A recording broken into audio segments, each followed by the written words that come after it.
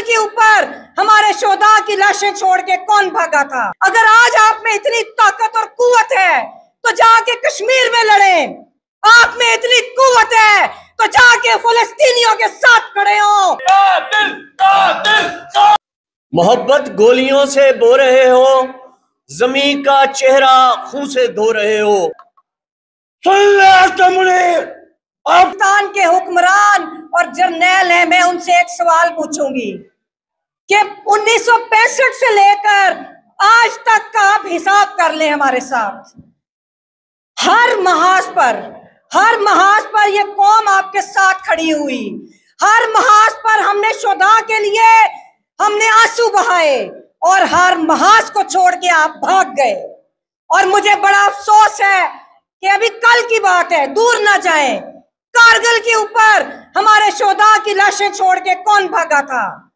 ये कौम हर दौर में जबर का मुकाबला करती रही। अगर आज आप में इतनी ताकत और कुव्वत है तो जाके कश्मीर में लड़े। आप में इतनी कुव्वत है तो जाके फिलिस्तीनियों के साथ खड़े हो।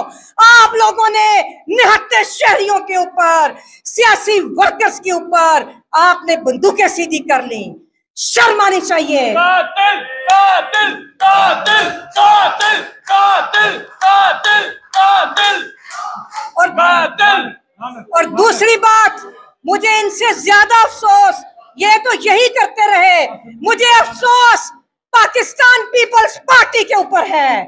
पाकिस्तान पीपल्स पार्टी ने जिस तरह भुट्टो की कुर्बानी को और सियासी वर्कर्स की कुर्बानी को पमाल किया, जब इधर जियाउल हक ने अदरीस तूती और उस्मान गनी के जनाजे इधर गोलियां मारी गई उन्हें, तो उन्होंने कहा था कि हमारे जनाजों को ढोलक की थाप पे दफनाना। उन्होंने इन फौजियों के खिलाफ मुजामत करते जान दी। जनरल आसिम मुनीर से मेरा उनकी नजर एक शेर है, आंखें तो उठा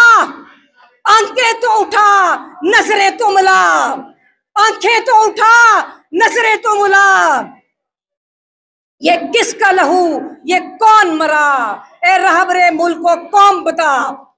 कातिल कातिल कातिल कातिल कातिल कातिल ज़ालिमों का जो हशर हुआ इस मुल्क में, सुन ले आसिम मुनीर, आपका भी यही हशर होगा। जो आपने जुल्म किया है नकवी सुन ले, वो हरामजादा वादा सुन ले। जितने भी टाउट हैं इस बार में हैं या मुल्क में हैं, कहीं भी है, सुन ले कि आपका यौम हशर आने वाला है। ये सियासी कारकुनों का खून रंग लाएगा। नवाज शरीफ सुन ले, इंग्लैंड में बैठा है, कहाँ बैठा है। शहबाज शरीफ सुन ले, उनके कबीना के अरकान सुन ले, उनकी कबीना में इस बार के जो मेंबर है वो सुन ले कि आपका एहतसाब होने वाला है। अल्लाह के यहाँ देर है, अंधेर नहीं है। अल्लाह सब कुछ देख रहा है कि जो जुल्म इस मुल्क में हो रहा है। मीडिया को जिस तरह दबा के रखा गया है वो भी आपके सामने है।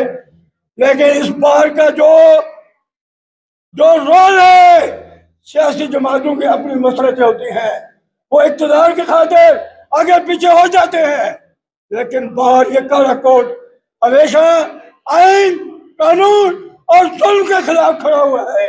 नहीं मानते ये जुल्म के हिसाब से, हम नहीं मानते ये जुल्म के हिसाब से।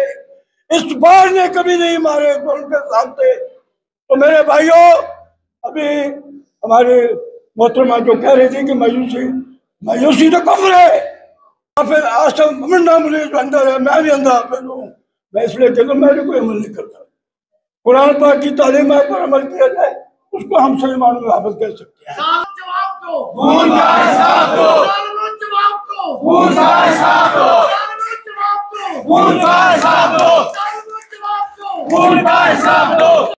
मोहब्बत गोलियों से बो रहे हो, जमीन का चेहरा खून से धो रहे हो।